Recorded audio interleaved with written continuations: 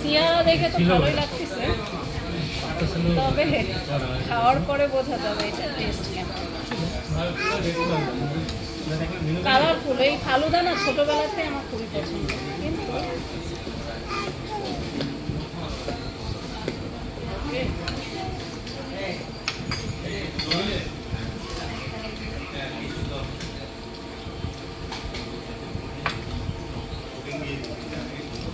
এবার রিভিউ দাও, এবার রিভিউ দাও কেমন টেস্ট।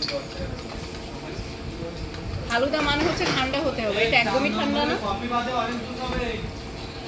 মিষ্টি আমার জন্য ঠিক আছে, আর একটু কম হলে ভালো হতো, তবে যারা মিষ্টি খায় তারা অবশ্যই এর ভিতরে এক্সট্রা কিছু নিয়ে নেবেন।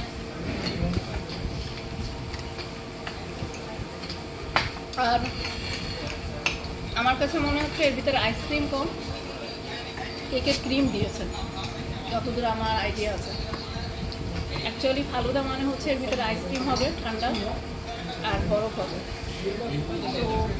তো 10-এর ভিতরে 4।